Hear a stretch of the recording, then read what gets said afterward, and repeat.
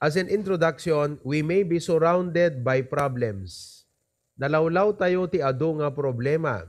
You don't need to look for problem. There are problems around us. But I like to remind you, solutions are bigger than our problems. Kunana di may sa pastor, kung ang problema mo ay gabarko, ang solusyon ay gadagat. No di problema kasla barkot kadakkel na, ti solusyon kat kasla baybay iti kalawa na. So as the heavens is much wider and bigger than the earth, so is solution compared to all our problems. This afternoon, I would like to challenge and share with you our third lesson on asset and liability. Asset and liability.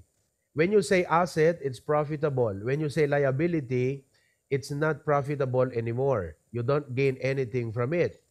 You are losing. You're wasting. So we want to be asset because that is what God wants for us. The Lord wants us to become profitable people while on earth. Listen, we are not only good for heaven, we must also be good for earth. Amen? God saved us to go to heaven. But while on earth, we must be profitable people. That's what we are. So God wants us to become assets. So itang malim, I would like to teach you this lesson on being solution-oriented versus being problem-oriented. Some people are problem-oriented. There's nothing wrong in being keen. You know what is keen? You have a sharp ability to discern problems. Because if you cannot discern problem, it's a big problem. Parang yung tao, sabing ganyan I have a problem. Sabi niya, what is your problem? I cannot face my problem. He said, why you cannot face your problem? Because my problem is my face. Okay? So, there are a lot of people who are naive and immature enough that they could not see a problem that can bring about a potential destruction. So it's very important for us to be able to see problems. But problems is not where we are supposed to end. We are supposed to end with what? Solutions. But the problem is most people are problem-oriented. They talk about problems, but they do not begin to think, how can I solve my problem? Anat solbar na nga ta deti parikot ko. Anangatat solusyon na deti parikot ko. So that is where this message is going to bring you. This message is going to take you from being a problem-oriented person to being a solution-oriented person. We can talk 1 hour about our problems. But, you know, how about the solution? Pwede natin pag-usapan, 1 oras. Alam mo, dami kong problema sa bahay, dami kong problema sa pamilya, sa mga relatives ko, sa trabaho ko, sa aking mga bayarin. Grabe, everything is problem. Okay. A solution-oriented person will confront you and say, all right, so what is the solution? Anaramidan tayo itan, anangarod itan. Awan natin ang mga basta doon problema. Yun ang problema, mga kapatid. Ayaw nating buksan. We don't want to open our minds to the options and possible solutions. Now, what does it mean to be a solution-oriented individual? To be solution-oriented means looking past the problem. Meaning you don't stop there. Okay? You do not get stuck with your problem. But you look past the problem to find solution. Tapno mangbiro ka, mangpanunot ka, you come up, you figure out how can this problem be solved. Well, there are problems that get solved by itself in time, naturally. There are problems that may not get solved. But I will also teach you on the other hand that there are problems that may not get solved, but there is a proper way to approach these problems. Most people can see problems. Kaaduang nga tao, parikot latat makita na. that does not require any special ability or talent. You don't need to have a special ability to see problems. But it takes understanding. You're able to assess the situation and skill to come up and figure out a solution to your problem. Weak people make problems big. Weak people make problems big. Okay? At hindi kita taong ori nagbasi na problema, padakilan na. Or they create problems. They create problems. But strong people find solution for problems. So I would like to challenge you then. Be a part of the solution and not of the problem. Amen? Okay? Be a part of the solution and not of the problem. Adun ti parikod kan problema. So wag ka nang maging accessory to the crime. Be an agent for the solution. Let me repeat that. Don't be an accessory of the crime. Hanggang nga pasit ka, DJ problema. Be an agent for solving the problem. Agbaling ka nga instrument para no anyaman di problema ma-solve. So there are two things I am going to share with you on this topic. So divided siya into two major vital points. Okay? Regarding this topic, solution-oriented. One, I will be discussing to you why be solution-oriented. Why you have to stop thinking about your problems after you have known and assessed your problem. Tama na yon. Solusyon naman ngayon. Bakit? Bakit solution palagi ang ating laging isipin pag may problema tayo? Why? The other hand is how to be a solution-oriented person. I'm going to give you biblical, practical advice on how to become a solution-oriented person. But before I dive into it, before I invite you to dive into it, let me ask you, would you like to be a problem-oriented? Raise your hand. Okay, no one raised his hand. Would you like to be a solution-oriented? Solution-oriented, raise your hand. Oh, di ba? Okay, basta tandaan nyo maraming solusyon. Nataylat awan remedyo na kung nada nga road. Everywhere, there may be certain problem, but there are a lot of solution. And God knows there is a solution. There is no problem too big God cannot solve. So don't get stuck with your problem. Don't get discouraged with your problem. Don't quit because of your problem. Don't turn your back on God because of your problem. There is a solution. Just dwell on being a solution maker and solution-oriented person. Now, first of all, why? Why be solution-oriented? Why you have to change your ways? Why you have to be transformed from being a problem-oriented to a solution-oriented person? Why? First of all, apay nga dapat datay nga believers, kat dapat solution-oriented tay nga agpampanunot. Apay nga dapat. First of all, because our Lord is solution-oriented. Our Lord is solution-oriented. The Lord did not come to cause problems on earth. The Lord came to provide solution for men's problem. Am I right? Kita nyo? Hindi pumarito ang Lord para magbigay problema sa mundo. The Lord came to provide solution for men's problem.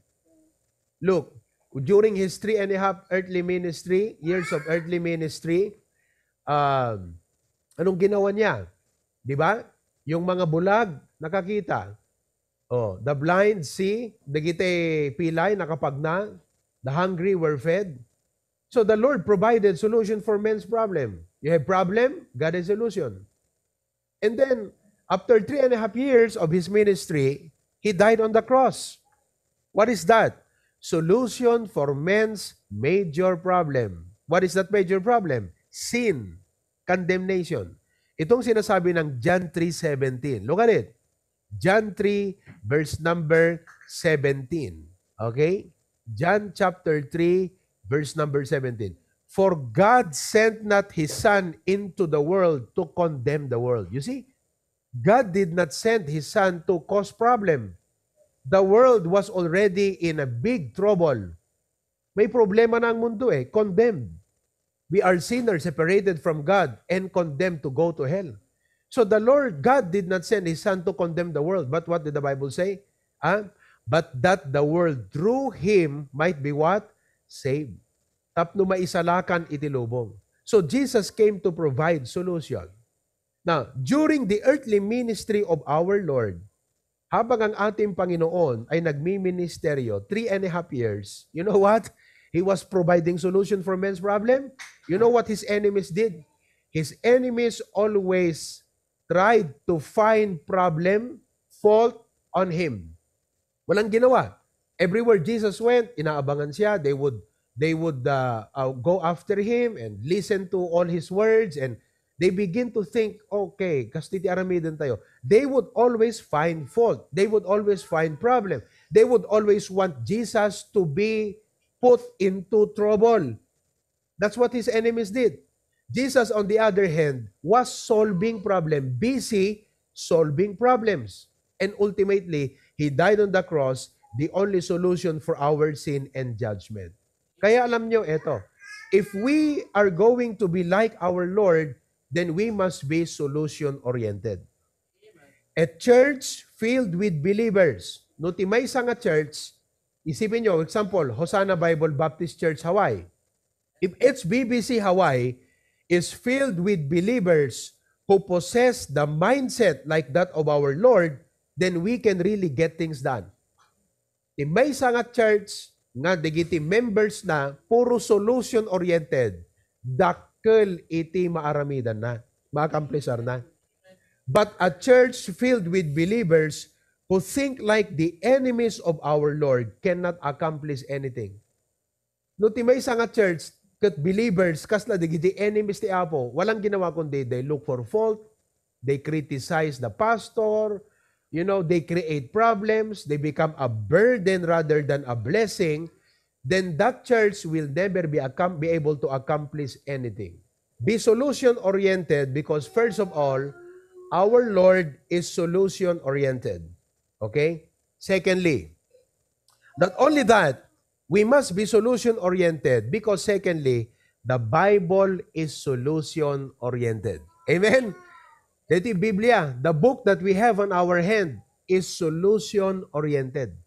Okay? Dito nga libro, it has all the solution to all of men's problem. God gave us His Word. And this book is the basis for real solutions to men's problem and problems in our society. Awan pa'y tao nga nagbasa ti Biblia properly, nga nagbalin nga problema ti biyag na kakabsat. Anyone who would read the Bible and learn the precepts and principles of the Bible will become a solution-oriented person.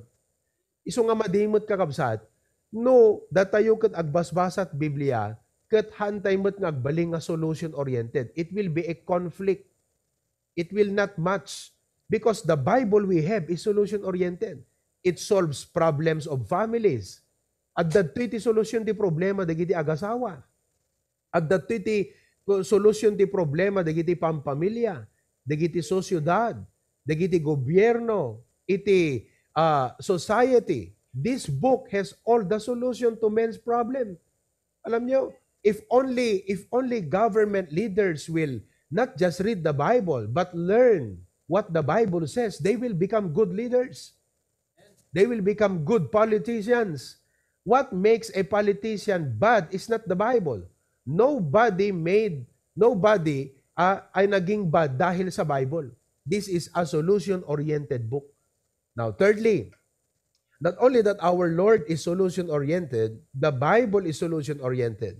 But thirdly, our mandate is solution-oriented. Our mandate, timandar ti Apo kada tayo. Our call, the order that the Lord has called us to become in this world is a solution-oriented office. For example, in Matthew chapter 5, 14 to 16, look at this. Matthew chapter 5, ye are the light of the world. Now, look at it. This world is dark. That is the problem. We live in a dark society. This world is dark not because there's no sun and there is night. That doesn't make this world actually dark. What makes this world dark is sin everywhere. No hope. People are miserable. People are killing themselves. People are killing one another. People are selfish, greedy. People are, proud. That makes this world very dark. You see, sa dinuman nga papana, basta jay sin nature iti agan andar, it makes that group of people, it makes that company, it makes that society literally dark. You see? So we are Christians. God placed us here. We are the solution to the problem. What is the solution the Lord gave us? To be lights. So, datay gayam nga believer, solusyon tayo kadahito nga lubong ti problema ti lubong. If we shine, the problem of many believers, they don't shine. So, there being a solution is not effective. Hindi nagiging effectual sa kanilang kinaroroonan sapagkat hindi sila nagliliwanag. Why? Because these believers did not realize that they are solutions. All they think about is me, myself, and I. That's all. Hindi nila naisip na yung kanilang mandato galing sa Panginoon bilang Kristiyano ang magiging solusyon sa problema. Realize that? As a husband, if you act as a Christian, you will be a solution to your family's problem. As a mom, if you will act as a Christian, you will be a solution to your family's problem. As a child, if you will act as a Christian, you will be a solution to your family's problem. In the company, if we act as Christians, we will be a solution to the problem. Amen. In our society, if we live truly as Christians, we will be a solution to the problem. Kasi lights tayo eh. Now, you might ask, Pastor, what does it mean to be a light? What is the essence? What does it mean to be a light? Then drop down to verse number 16. Verse number 16, let your light so shine before men. Meaning, let others feel your presence. That you are what? A Christian. What, regardless of your profession. You are a nurse, a doctor, an engineer, architect. That's not the point. Let others feel your presence as a Christian in that place, in that campus, in that community, wherever you are. Let others see Jesus in you. Now, Pastor, how do I become a good influence to them? Let your light so shine before men, that they may see what? Your good works. So, ibig palang sabihin, ang Kristiyano, wala siyang ginawa kundi mabuti. You do good to people, not because they deserve it, but because you're a Christian. And you are called to do good. You are called to shine. To be an agent for change. To be an agent for growth, agent for improvement. So, listen, if you really act as a Christian, according to how God has called you to be, then wherever you go, talaga magiging agent ka ng pagpapala ng Panginoon. You will become an instrument para mabago ang sistema. You will become an instrument para gumanda ang takbo ng buhay. That's what a Christian is. Basahin nyo ang Bible, makikita nyo yan. Later on, ipapakita ko sa inyo. So, ibig palang sabihin, hindi dapat tayo stuck sa ating problema. Let us learn to think to be a solution and a solution maker wherever we are. Okay? So why be solution-oriented? Because our Lord is solution-oriented. 2, the Bible is solution-oriented. 3, our mandate is solution-oriented. 4, because Bible characters were solution-oriented. Where do we get Bible? Where do we get lessons from? We get it from Bible stories. Joseph, Abraham, Noah, Samson, Gideon, David, Solomon, Daniel, Paul, the Lord Jesus Christ, the apostles. Where do we get lessons? Pangalanan tayo ti lesson nga kala prinsipyo nga pagbibiyagan tayo. We get it from Bible what? Characters. And these people, were solution-oriented. They were solution makers. Take, for example, Nehemiah. There is a whole book about him. Nehemiah is not just a book in the Bible. He is a person in the Bible. There was a problem. The setting was, the nation of Jerusalem was miserable. It was laid waste. because their walls, a symbol of protection, glory, honor, and peace, were completely broken down. So the people inside were sad, they were crying, they were poor, they were miserable. Kaya nakita ni Nehemiah yon. There was a problem. Now, when he heard the problem, because he thinks as a solution maker, not a problem-oriented, anong ginawa niya? Nag-isip siya kaagad, ano ang dapat gawin? What can we do about this mess? Hello? What can be done to solve this mess? Ganon dapat tayong mga members sa church. Pag may nakita tayong problem, hindi na natin palalalahin pa yung problema sa church. Kundi isipin natin, what can we do to solve this mess? So what now? Anong pwede nating gawin? We want the solution. What can we do with this? Alam niyo yung ginawa niya, nag-pray sa Panginoon. Lord, sabi niya, humingi siya ng isang daring na prayer. Let the king give me favor. So I will ask favor from these people, these governors here. Sabagkat I am going to Pukan Cain. Diba? Napanhaway Pukan Cain. Agpukanak ka dagiti kay kayo, nga usarin mi, nga pagpatakder ka DJ Wall. And he prayed to the Lord, and God blessed him. So, idi makita J. King, Nehemiah, why are you sad? Sabi niya, I have a problem.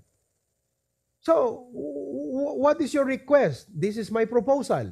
Kita mo, may solusyon siya please give me approval, King, sapagkat lahat ng pupuntahan ko dyan, hihingi ako ng kahoy, magpubukan kain ako.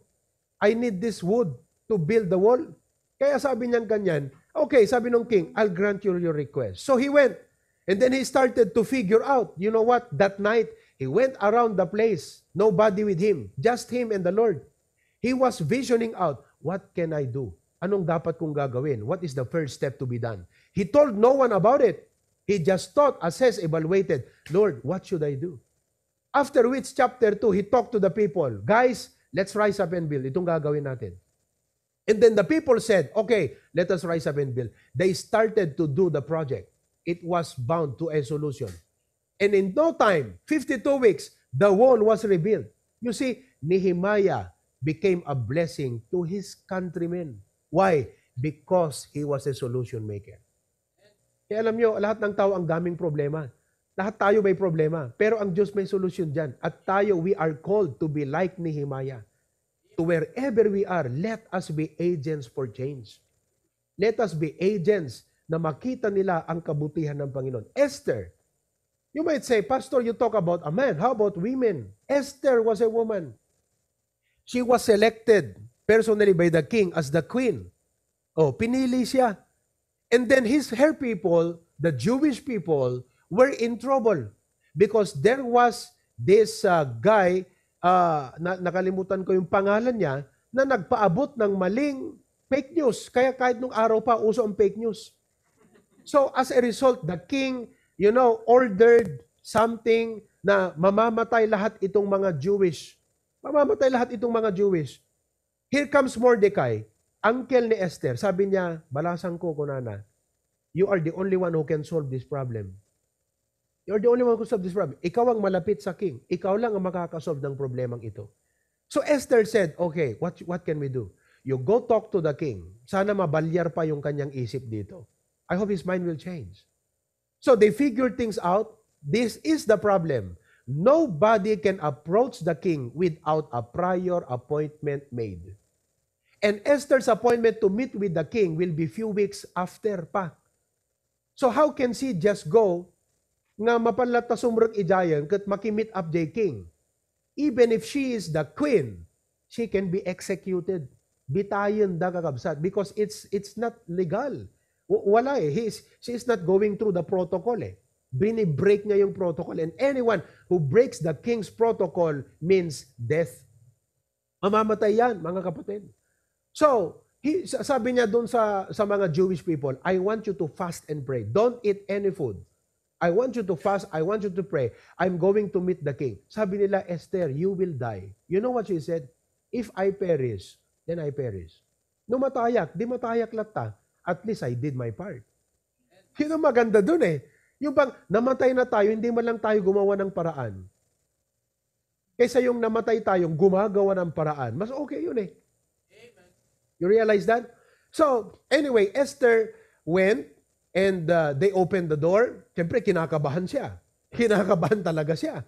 Okay? And then, the king said, "Come, queen." In-approach niya yung queen. So, sinabi niya, "What is the matter? Why this early? It's not yet your time to meet with me, but what is the rush for?"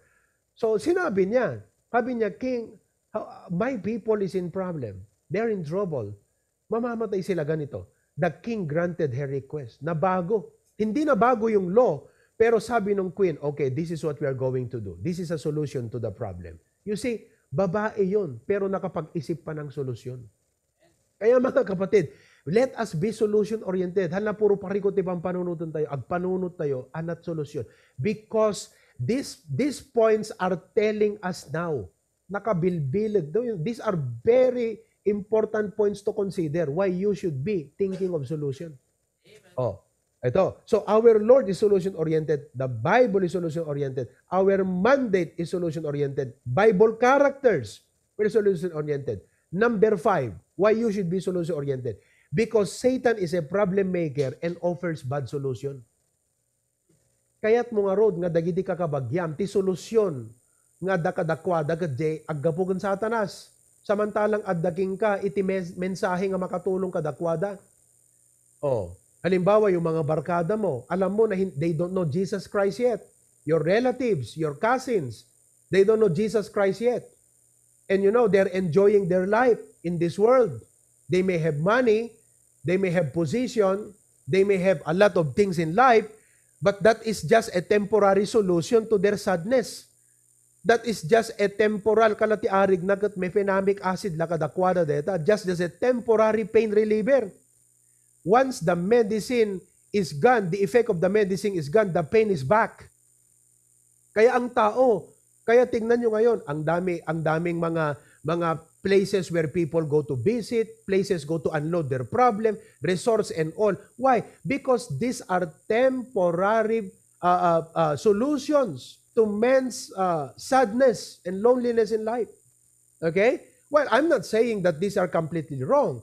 Pero sinasabi ko, tayong mga Kristiyano, nasa atin ang solusyon, ang mensahe ng katotohanan, na ang Panginoong Hesukristo, He came that they might have life and that they might have it more abundantly. So anong gagawin natin? Hahayaan na lang natin ba na sila ay dun lang sa temporary solusyon? Hahayaan na lang natin ba na yung mga friends natin, na yung mga relatives natin, yun lang ang meron sa kanilang kaligayahan, that they would not experience the joy that is in Christ Jesus? May mga kasama kayo sa trabaho. You know that if you're a Christian, you know in your heart, and that burden will begin to rise, to surface sa'yo once you begin to realize, look, itong kasama ko sa trabaho, may problema to. May problema sa pamilya to. Siguro kailangan niyang masave. Kailangan niyang makilala si Kristo, the source of joy and salvation and real peace in life. So what do you do about it? Diba? Satan is a problem maker and he offers bad solution. Anong gagawin natin? Edi sabihin natin yung solusyon. So let us be solution-oriented. Let us share the gospel. Let us invite them to church. Why don't you come and tune into our live stream? Alam mo, ang dami mong problema. Makinig ka kayo sa pastor namin. Why don't you listen to our pastor? Sa totoo lang, kakabsat, there are hundreds of people who are being ministered by the pulpit ministry of HBBC. To God be the glory for that. I'm not saying this para iangat ang sarili nating bangko. I'm just telling you, if we do our part to link people to this pulpit and ministry, then more of our friends and relatives will surely be touched by God. Malay mo, babaguhin sila ng Panginoon because of a message they will hear. Agasam DJ, may isang friend ni Tita Beng, taga Marcos. Kunana nga kasta, ni Pastor Provy, ay, apo, kayat ko ka ding-ding gundeta kunana. It's not about me, it's about the message that we share. Because every time we preach a message, makonfront ka, ma-realize mo, mapagbalansem ti realidad ti panagbiag, kanti kinapudno kat kunam, gusto mo tami na talaga eh. Diba? Ma-realize mo, the realities of your life, this is what you're going through. This is what you are facing and this is what the future holds. Then mangag mo di message kat kunam, Totoo naman eh. Tama naman yung sinasabi ni pastor eh. So that is a solution to the problem. Kaya mga kapatid, we must be solution-oriented. Amen? O, okay na yon. Convinced na kayo? Convinced na tayo kung bakit dapat tayo solution-oriented. Okay. Let's move to the other part of this message, which is the most important thing. How to be a solution-oriented? What are the characteristics of solution-oriented believers? What are the facets? How can you tell that a Christian is a solution-oriented? Paano masabi nga, grabe, dati nga kabsat talaga nga matured siya, manakib na takning, amo na nagpanunot ti solusyon, asset dati ti church. Di ba? Ngam no, aday baga ma problema, hanagun une, awan maibaga na apulos ka kabsat. Dati nga kabsat, awan mo lang maitulong na. Amen? Ngam no, how about we do this? Dati project, let's commit. Talaga nga, asset kasi makatulong iti problema to solve the problem. Okay, so I'm going to share with you now the characteristics of solution-oriented believer. First of all, okay, ito ang napakahalaga. Number 1, they view problems and troubles from a biblical perspective. They view problems, ibig sabihin, biblical perspective. So, anya man ti problema nga sumangbay kadakwada, adda kadakwada DJ biblical perspective. They don't get easily overwhelmed with the problem. Ti panunod da kunada, the purpose ti Apo. Number 1 kunada, the solution na de, taong pro awang parikot. God has a solution for that. And number 2, God has a purpose for our problem. Romans 8:28, ito ang kanyang pananaw. Pag may problema, and we know that all things work together for good. Kaya, no, at dati makadanag, kunanag, relax ka lang, at the purpose ti Apo ta problema. That person who is telling that has a biblical perspective when it comes to facing problem. Alam niya, hindi lang ang problema, pero alam niya kung sino ang Diyos. He knows God, not just the problem. All things work together for good. Makikita mo rin yan. Huwag kang mag-alala. Don't panic. May purpose ang Panginoon sa problema mo. It's not the end of life. Okay. 2 Corinthians 12:9. 2 Corinthians 12:9. And he said, the background of this is the Apostle Paul, he has a thorn in the flesh. He told God, Lord, take this away from me. Sumagot ang Diyos as if God was telling him, okay, Paul, if I grant your prayer, ngay kadak de, the thorn in the flesh mo, you will miss something from me. Paul said, what is that, Lord, that I will miss if you take this off from me? If you take this off from me, it will make my life more comfortable, more convenient, and life will be easier. I can accomplish the ministry faster if I don't have this sickness. I don't have this problem. But if you don't take this away from me, if you take this away from me, Lord, what will I miss? As if the Lord was saying, if I will take that problem away from you, you will miss my sufficient grace. My grace is sufficient for thee. For my strength is made perfect in weakness. Most gladly, therefore, will I rather glory in my infirmities, that the power of Christ may rest upon me. Nung ma-realize ni Paul, sabi niyang ganyan, problems, you're welcome. I welcome you. Because when I have problems, these problems serve as a claiming stab. You know what is a claiming stab? It gives you a reason to ask God for grace. Kaya pag may problema ka, di ba, nagmayat lang ko man noong problema ti panagbiag. Aya, kung kuna tayo, haang kakabsat, numaawatam ti parabur ti Apo, anat kunam, nagmayat lakit din ti parabur ti Apo. Tauray anang problema ti laslasatan tay ti panagbiag, nakabakbak ng ti parabur na. His grace is sufficient. So when Paul realized this, sabi niya, I glory in my infirmities. Okay, sabi niya, okay na ako sa aking problema. Why? Because when I have problem, the grace of God will be applied upon my life. Na COVID-19 kami. Alam mo, ang blessing sa aming na COVID-19, na-experience may J. Grace, ngahan yung may experience, ngahan na COVID. Ala, sino ka dakiti na COVID dita? Awan nakakabsat, advantage may. Kasi J. Grace nga napadasan, may hanyo napadasan di jay. Ano, ti masaritam ita nga parabor ti Apo.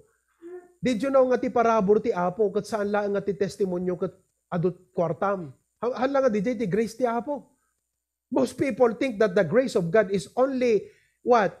about wealth. It's only about health. It's only about prosperity.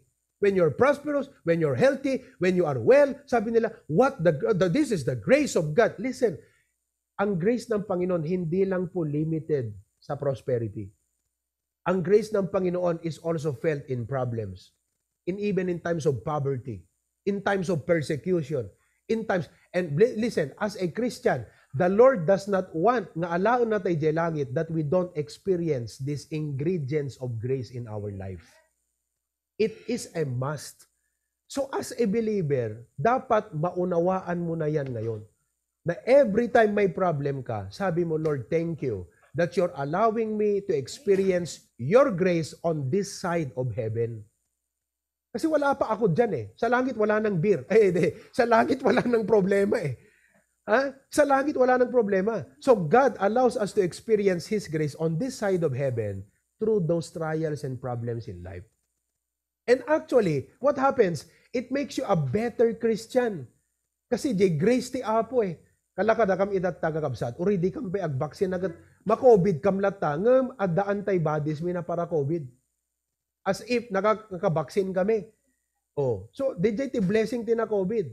Noon experience mo DJ, amum ti na aramid mo. So, that's the blessing there. James chapter 1 verse number 1.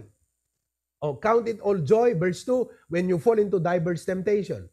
Knowing this, that the trying of your faith worketh patience. It makes you a better Christian. 2 Corinthians 1:4. 2 Corinthians 1:4. Okay? Who comforted us in all our tribulation. You cannot experience the comfort of God when your life is already comfortable. Ha? Tingaming kakabsat? Kaya meron akong ginawang preaching. Listen to this. I made a preaching one time and I entitled, What do you prefer? Comfortable life or comforted life? Who can remember that preaching? I preached that many years back. What do you prefer? Comfortable life or comforted life? You see, people are working so hard, double job, triple job, to have a comfortable life. You can never have it. You will never have it. You may have some convenience that your car can provide, your house can provide, but you talk about life, that does not alleviate your heart from the pains you're going through. Kung nagpindas ta balay mo, no at the pain nga pagdadaanan, han na ma-alleviate ta balay mo ta pain nga pagdadaanan ta puso. Am I right? And that is why many people, look, rich people kill themselves. Why? They are so rich. They have a lot of money because they may have a comfortable life, but they don't have a comforted life. Tayo mga believers, hindi lang mayaman sa material, sa pagpapala ng Diyos, mayaman pa tayo sa comfort. You see, verse number 4, it says, Who comforted us in all our tribulation, that we, what is the purpose of that? Why the Lord allows us to go through the school of trials and comfort? That we may be able to comfort them, which are in any trouble, by the comfort wherewith God comforted us with. Di pinang comfort ni Apo kada tayo. So, having learned these truths, pag may problema ka, hindi yung, grabe naman to, ba't nangyari sa akin to? Bakit kami pa, Lord? Hindi ka na magre-reklamo pa kasi nauunawaan mo na may purpose ang Panginoon. Nauunawaan mo na magiging blessing pala in return yung problema mo. So solution makers, solution-oriented people view problems from a biblical perspective. Yun ang ibig sabihin nun. Amen ba mga kapatid? So dapat dating a point, ag-mature tayo amin kakabsat. Ag-grow tayo nga makaawat ti ka na sa wanti problema. Babaan ka digito nga na isuro. Okay, pangalawa, how do you become a solution-oriented person? Anat pakaambuam nga tay tao ket solution maker. Then number 2, they ask the right questions. They ask the right questions. Oh, no the problema manat aramidem. Ha? No di mamut aramidem, anat aramidem. Matinding tanong yun ha. If you don't know what you do, what you are supposed to do, then what are you supposed to do? You know what you're supposed to do? When you don't know what you're supposed to do, ask questions. Malagip ko idi ubiya kakabsat, nabangkam ta PNB. Kat kuna ni Papa, ingkag pila. Pagpilaan nakti, DJ bank book, first time ko ubingag pa. Nagpila ko na. I was not exposed. So, hangko amutan aramidag, agdandanag jirik na, hangko amunor, anantong kasti-kastoy. Diba?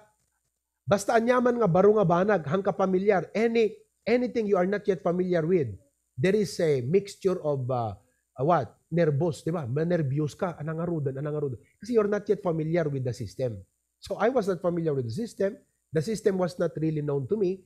So, I was there, nakatakdirak, dandanagag. Kung ni Papa, Norte, ay banda kuntun pa, anak, Norte, kas pa rin kasi. Agdamag ka ako na, agsaludsod ka.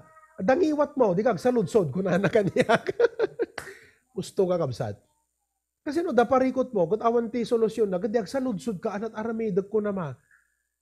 Ada problema kung kunatay latang kakabsat kat ditay mo't agsarak ti tao nga pagdamagan tayo ti solusyon kat adagayam solusyon kat agdamag tayo agakabsat. Aglalalo no naamuan to tay tao nga ada problema kat ay anak ko di ka mo tagdamdamag nakalaklakat solbar ta problema.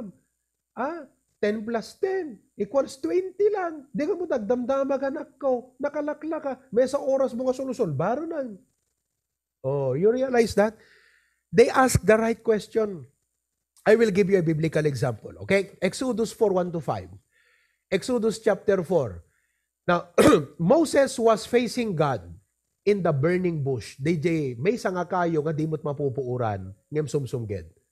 Because God was appointing him to go back to Egypt and save Israel from bondage, take them to the promised land. Now, here is the scenario. Moses answered and said, "But behold," sabi niya sa Diyos, "they will not believe me." That's the problem. Kasi ano no, didakpat sen.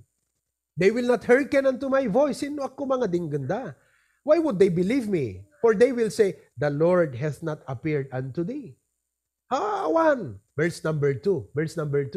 Okay? And the Lord said unto him, the Lord raised a question, "What is that in thine hand?" That's a good question.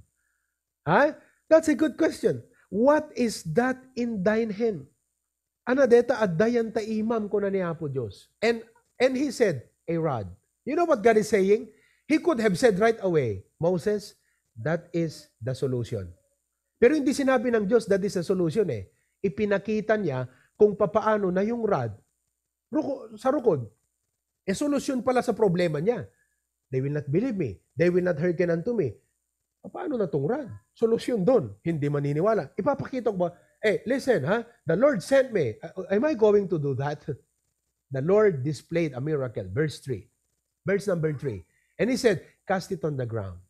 And he cast it on the ground, and it became a serpent. Nagbalin nga ulig. And Moses fled. Natakot siya. Okay? Verse number 4. And the Lord said unto Moses, "Put forth thine hand and take it by the tail." Iggamam ta ipos na. And he put forth his hand and caught it, and it became a rod in his hand. Verse number 5. That they may believe that the Lord God of their fathers, the God of Abraham, had appeared unto thee. The solution was the rod. Listen, when we raise that question, Lord, what is the solution? God says, what do you have? Kung anong meron ka, what we have may not be much, but little becomes much when God is in it. Mabaling at jadaking kahan na makaumanay, Lord, ito lang ang meron ako. But it can become much when God is in it. But you must ask the right question. Kanya't mabaling nga aramidin ka dito, what do I have to solve this problem? So you come up, you begin to think, you don't look for the things of others. You begin to think on yourself, anong meron ako? What do I have now for this problem? Okay? Ask the right question. Number 3. Pangatlo, okay? How to be solution-oriented. They don't give up after a failure. Problem-oriented people easily give up. No matter how small or big the problem is. But solution-oriented people always think, this failure, no problem. I can have another solution. They don't give up after a failure. In Luke chapter 22, ni Apostle Peter, kakabsat, follower of the Lord Jesus Christ, is going to deny Jesus. So the Lord said, "Simon, Simon, behold, Satan hath desired to have you." that he may sift you as a wheat. You are going to cause a problem. You will deny me thrice. Verse 32, but I have prayed for thee, that thy faith fail not. And when thou art converted, you know what that means? You will fall. You will surely fall, but you will rise up. And after you rise up, you strengthen thy brethren. The Lord knew that Peter will fall, and he will fall terribly, but he will rise up after his fall. Amoy ti problem ti ado nga tao, they follow David's fall. Ni David na fall, di ba? The King David fell, but they don't follow how he rose. Adamay sa nga teacher ko di Bible College, ti matak kanyak deti ide. Isuri anyaman nga failure ti dumteng ti biag ko, ti pusok bumangon na bumangon latta. Kasi I learned these principles many years ago. I was in the Bible College. One of our teachers taught us, sabi niya ganyan, alam niyo, maraming mga Kristiyano nagagaya sa kasalanan ni David. Kasi yung kasalanan ni David, adultery and murder eh. Nagagaya kay David, pero ang hindi nila magaya, yung pagbangon ni David. Remember this, sabi niya, it is not how many times you fall. It is how you rise every time you fall. Tumatak sa akin yon. I fell many times. I failed God many times. I made mistakes in my life many times. But thank the Lord, I did not allow myself to get stuck with those failures. I have to rise up every time. Why? Because there is always a solution. God is a God of second chances. Don't get stuck with your failures. Don't get stuck with your past. In response to a question about his missteps, ni Thomas Alva Edison, as you all know, isot nang invent na the light bulb. Pinagsilaw na. Okay? Thomas Alva Edison said, I have not failed 10,000 times. Kasi adot palpak na eh. Every time nga isaksak na pak, pumutok. 10,000 times, he said. I mean, this is an exaggerated anyway. I have not failed 10,000 times. I have successfully found 10,000 ways that will not work. What does that mean? He considered his failures as a part of solving the project. Haa nga jay failure ti problema. No di kat pagbalinam nga jay failure, agbalin iso na nga learning lesson ti biyag mo. Agbalin iso na nga learning experience para mas umangat ka pa sa iyong pananampalataya. To be a better Christian, a Christian who can better serve the Lord so that we can better help others in faith unto the Lord. So don't give up after your failure. Sino kada kayo ti adot failures na di pa nagbiag? Itayag na ima na. Adot wrong decisions na. Bad decision. Okay? When, nga naman lagip mo kat permi nga paunay. Nuko ba kastoy di? Kastoy ko ma. Yes, kasi mula ta di imam, di ba? Paunay lagi din. But you know what? Don't get stuck with the problem caused by your failures. Just rise up and fight by the grace of God. Fight a good fight of faith. Okay. Number four. Nga characteristic ti solution-oriented. They act in faith. Okay? They act in faith. What does that mean? With the solution they have, agtalit da iti apo, that what they cannot do, God will take care of it. Dihan da maramidanan, bahalan iti apo. You know, sometimes, ti apo kakabsat, i-allow na tayo he puts us into trouble or problems to test us how we respond to it. I'll give you an example. The Lord said one time to His disciples, let's feed the multitude. Agasam, pakanan tayo ida, that is a problem. Yes? 5,000 men, idagdag nyo pa yung kanilang misis, another 5,000. Kung may dala silang mga bata, another 5,000. Awan pa'y na po utak nga nag-cater ti 15,000 nga tao. Ilang amok, cruise ship. There is a cruise ship that is so big and equipped with men enough nga ti i-cater na 30,000 passengers. Yung 30,000, di ko na nung 3,000 passengers. Okay? Every day, agasam DJ bodega nga nagipananda kakabsat iti nagistakan dati nakat ado nga makan. Pero ito, in the middle of the day, hindi naman plinanong pakainin ng taong biglang sasabihin ni Jesus Christ, let's feed the multitude. Look at how the disciples responded. The 11 responded, sabi nila, Lord, ang layo, wala tayong pagkain. Yun ang number 1. Kung meron man bilihan, Lord, ang layo, malayo.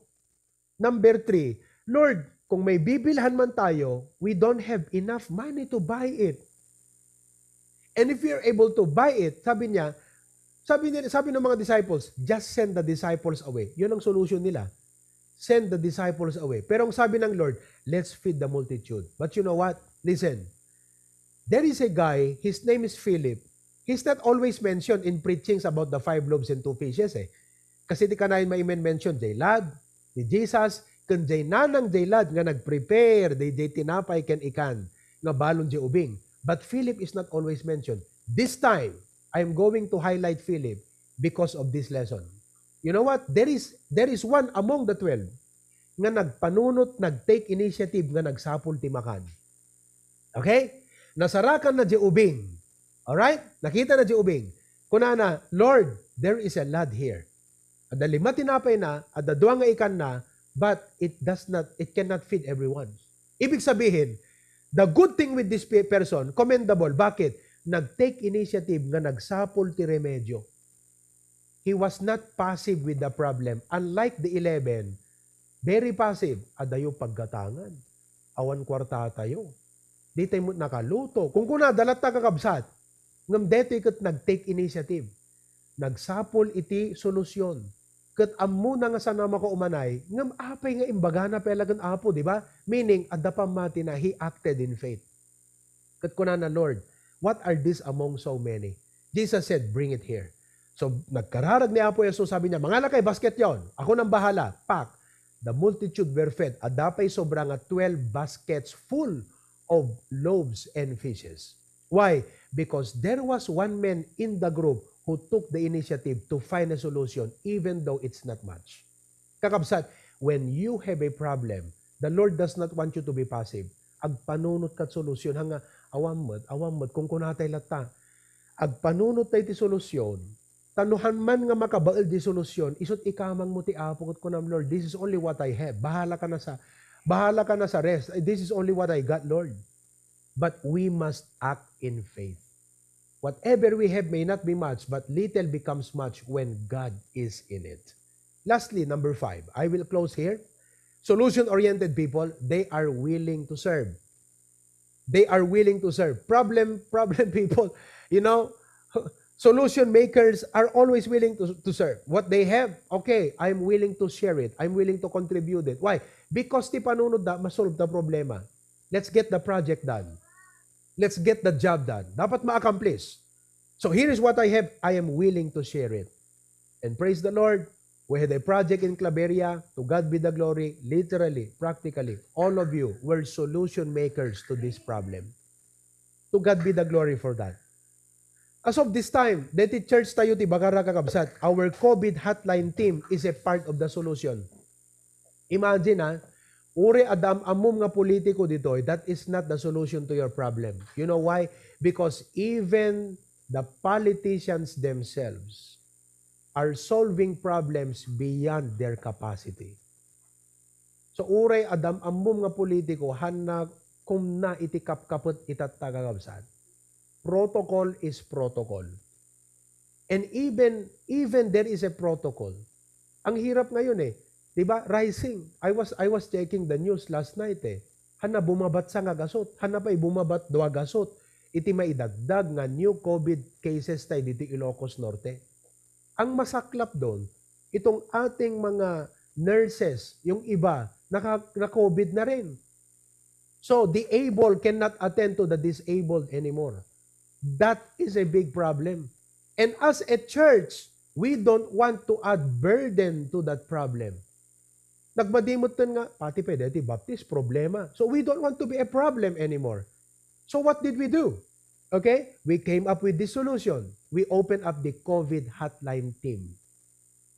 We had a number, and we told our people, we have about 500 to 600, at sinabi natin sa lahat ng members natin, Lawag, Pasukin, Bacarra, mga kapatid, just call us if you think you have a symptom, no, the uyikyo, panatengyo, guri-guriyo, kanda dumapay, don't hesitate, just call us. Nang runa katsyak na padasak tin na COVID, with my experience, I could be able to guide. So we have a team, Preacher Glenn, Ma'am Bernadette are included in the team as nurses.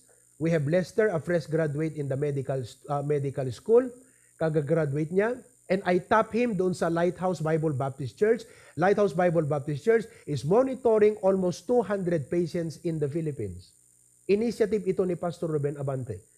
So, they have doctors there. In fact, nung ako ay na-COVID, yun ang siyang unang tinawagan ko. When we got the result, that was Monday night, I called up Pastor Abante. I said, Pastor, ninong ko kasi siya. Nagpatulong ako.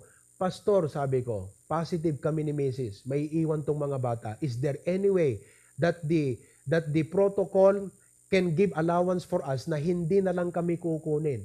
Sabi niya, hindi ka dapat dadalhin sa ospital. Hindi ka dapat dadalhin sa quarantine facility. Let's do something. Pampira. Medyo nabang-aran na. But we called up our nurse here. Sabi ko, ma'am, si Ma'am Leslie yata at saka si Ma'am Suerte, itong mga bata maiwan dito eh. Is there any way na dito na lang kami? So they discuss about, sabi nila, Pastor, no, we cannot do that. We have to take you and your wife to the quarantine facility. And then Preacher Glenn said, look, that might be the protocol, but you research on this and maybe there is any way na pwedeng sabihin, pakiusapan pa sa kanila. It's your right to choose whichever you want to have your quarantine. But protocol is protocol here in the Philippines. They have to take you somewhere else. So what happened? They took us to the quarantine facility. But anyway, because I approached problem from a biblical perspective, ididumano na di quarantine facility. In-interview na di dinner, sinalan na information ko. Kunaking ko na, sir, kunaking ko na. Can I conduct a Bible study here? There are 40 patients here. They need the Lord. They need my prayer. Can I conduct a Bible study here? Sabi niya, akit na kamay-mayat det, pastor, kunana di nurse.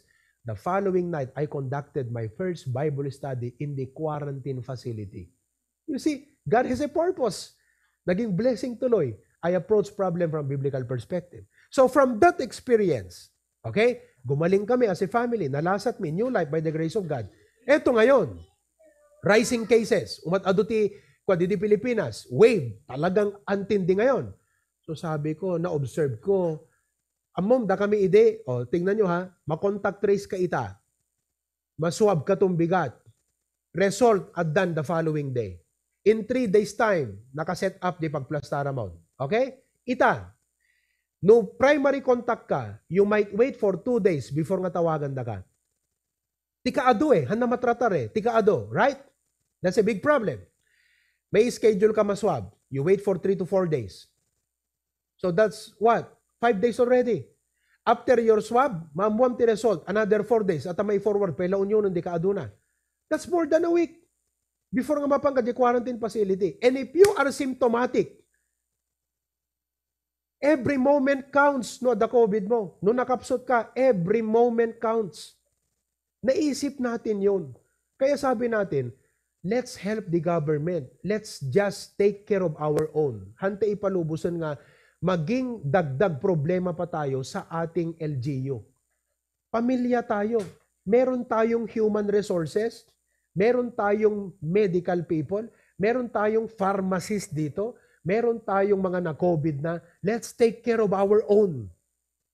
Yun ang ginawa natin. Kaya alam nyo ngayon, etong 40 plus COVID cases, positive yan, PCR, glory to God. Jay duwa nga severe case tayo nga ti amu tayo matay daidin. Mild na lang ngayon. And the rest of them are recovering.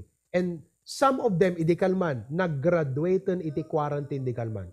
But you know, from the moment we learned they were symptomatic, we took initiative. Itong gamot mo, itong vitamin mo, to God be the glory, gumagaling na sila. So what is that? Our church is a part of the solution and not of the problem. That's what we are. Kaya pagyamanin natin ang ating isip bilang mga Kristiyano. Pag pinagyaman natin ang ating isip bilang Kristiyano, magiging tulong tayo sa solusyon ng mga problema ng mundong ito. Lastly, etong online ministry, did you know this is a part of the solution? In the first place, we did not know that this will be a part of the solution. Idinagbakasyon ni Preacher Glenn kini Ma'am Berna. That was last year, 2020, January, February. They came home. Yeah, they came home. may na nagbakasyon. Tugod-tugod na, di gidi usarin nga pag-record, just to record my preaching, so they can transport it to there, Hawaii, buyahan nyo di gidi preachings ko, right? Live streaming was not in mind. It was not in mind. DJ lang, let's do something. Anong pwede natin gawin? Okay. So, March 15 sa Idiag-fly da Preacher Glenn, 14, 15 na lockdown, nalikodan dyan lockdown dito. The following Sunday, no physical gathering. Wow! Paunay laing mun apo kung kunami. Eksakto nga na ikabit. Last minute, a day before Preacher Glenn and Ma'am Berna flew back there to Hawaii, na ikabit dete fiber internet ti church. Na ikamakam. Live stream was not in mind. Now, nag-lockdown. Come Sunday, no physical gathering. Sabi ni Preacher Glenn, let's do live stream. So we set up the live stream. Ang hirap. But you know, it was a solution to the problem. And today, sabihin ko sa inyo, ilang mga tao sa abroad ang nabibless, lumalakas ang loob sa buhay dahil sa ministering ito. Sister Goldie is a fruit of the live stream ministry. For many years, Sister Goldie was away from the Lord. Nalami is isuna iti Apo. Almost 20 years, sister, di ba? Di ko na about 20 years, nga adayo, imadayo isuna iti Apo. And then, you know, suddenly, nakuha na dito live stream tayo, na-revive. And today, look, with the problems her family is facing right now, no awan isuna nga nayasidig ti Apo, I don't know how Sister Goldie can actually face her problems right now. Am I right, Sister Goldie? Yeah? No adayo ka pelang iti Apo ita, no awan digito yung panaka-revive, manggam nga suro-suro ti pulpit, with the problems she has in her family, the challenges they are facing actually, the burdens they are bearing, I don't know how she can actually make it. But praise the Lord. The online ministry provided a solution to the problem of many of Christians. You see that? Iso nga kakabsat, dapat tayo mga Kristiyano, solution-oriented. And all of God's people say, Amen. I hope this message became a great, great, great help and blessing to each and every one of you. Father, thank you. Purihin ang pangalan mo, Lord. It is very clear. We must be solution-oriented because you are solution-oriented. Satan causes problem and offers bad solution, but you gave us the right solutions. Your Bible, the Word, your mandate to us, the examples in the Bible, are all solution-oriented. So, Lord, tulungan na kami to never get stuck with our problem, never be discouraged with our failures of the past, but to get up, rise up from failure, act in faith, and ask, Lord, what can we do? What is the right thing to be done? And help us to be selfless, that when there are problems, especially when there are need in the church, ti puso mi Apo, hangkam nga selfish nga tayo labagay mi pampanunutin mi, nakasagana kam nga kang kanayon nga tumulo. Continue to bless my brethren and the folks there in Hawaii and California and everyone watching right now. Kwamte gloria kandayaw in Jesus' name. Amen.